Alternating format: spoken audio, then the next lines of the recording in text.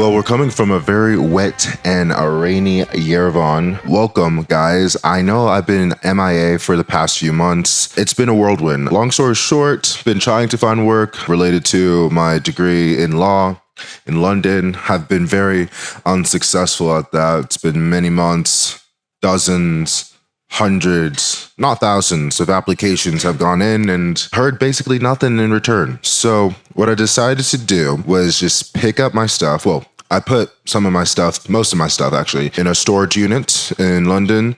And then I cut my lease early.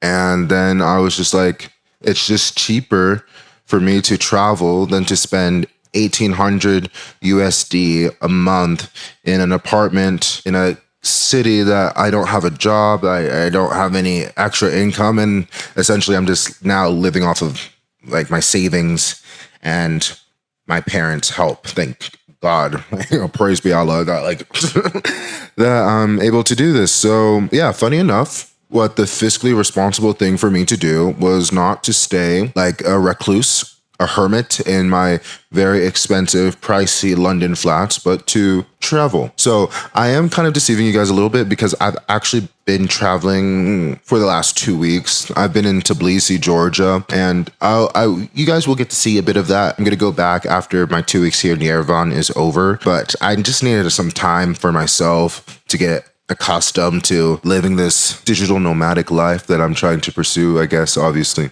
we'll see what happens. So yeah, there's a lot of things that I just need to like recharge my batteries, get myself sorted. I got scammed. Yeah, I got scammed a few times in Tbilisi.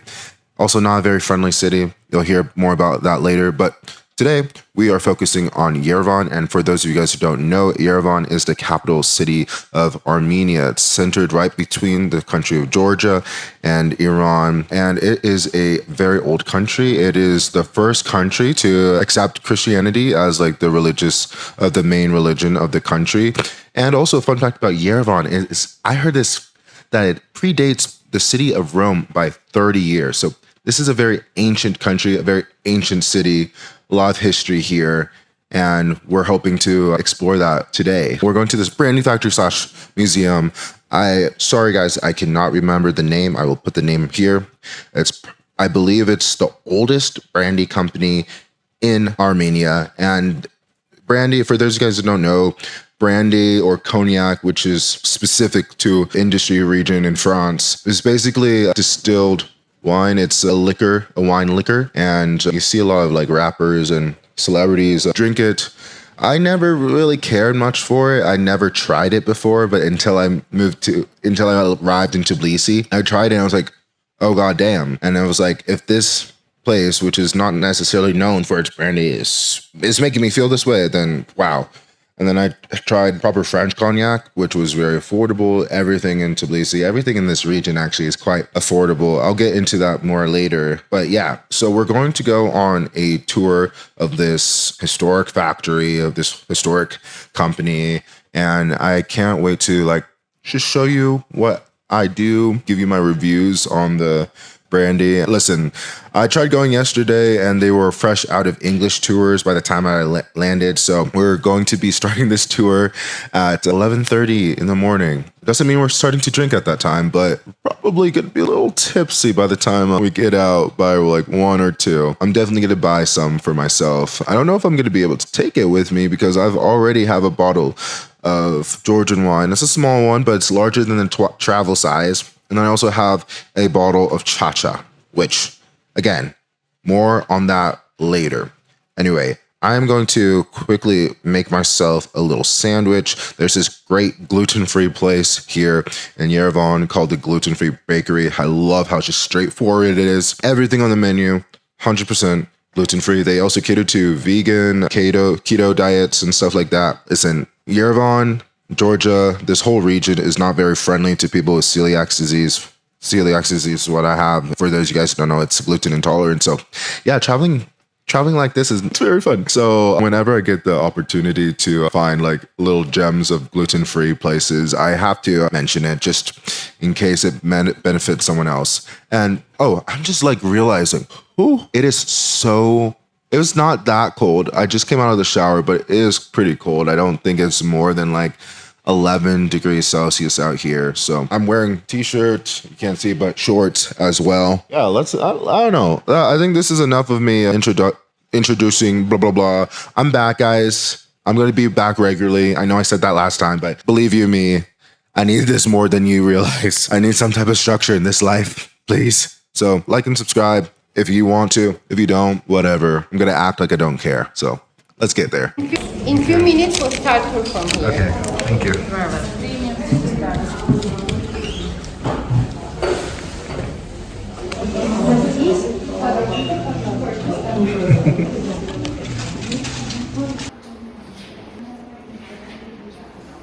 A very special blend that defines art.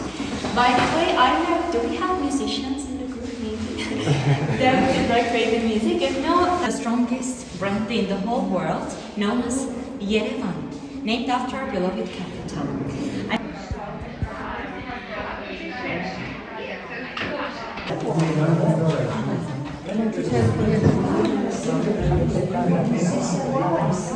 Okay, so while we're waiting, I just want to like give you guys a little bit of a recapper.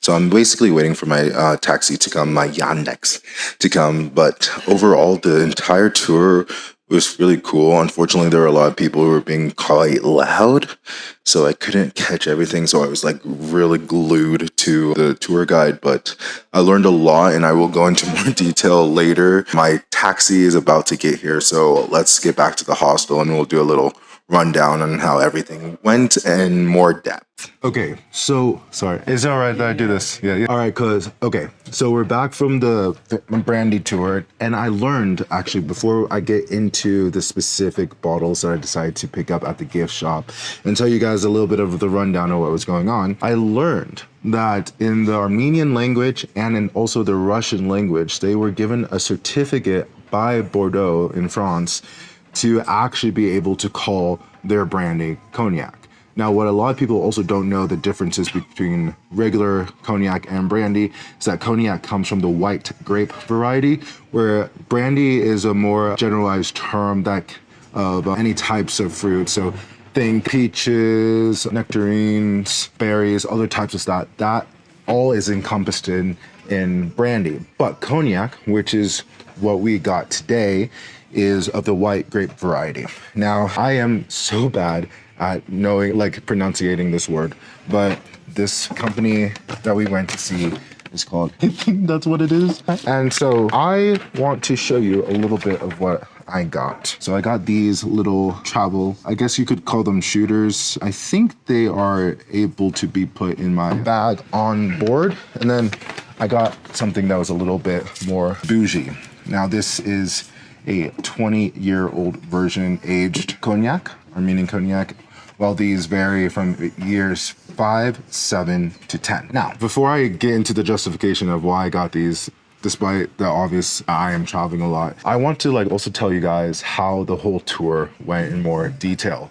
So I arrived and I was freaking I was gonna arrive late because the Yandex taxi took like 15 to 20 minutes longer than I expected just to like come here, and then there was a lot of traffic on the way, but we managed to make it in time.